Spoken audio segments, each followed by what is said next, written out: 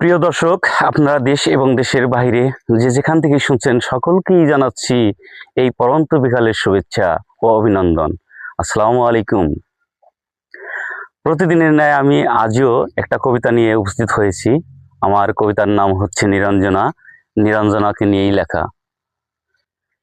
এই তো সেদিন হাতটি ধরে বলেছিলি হায়, তুমি ছাড়া এই জীবনে বাঁচা বড় দায়। মিষ্টি মুখের এই কথাটা লেগেছিল মোর বুকে, এই কারণেই মনটা আমি দিয়েছিলাম তোমায় সুপে। চাঁদনি রাতে তারার মতো কাটতো মোদের দিন, স্রোতের দ্বারায় বাঁচত মোদের ভালোবাসার বিন। হঠাৎ একদিন জানতে পারলাম তোমার মনের কথা, এখন আমায় ভালোবাসবে না, দিবে শুধু ব্যথা। কদিন পরেই ধরলে তুমি অন্য ছেলের হাত, ওই ছেলেরও জীবন তুমি করলে কুপকাত।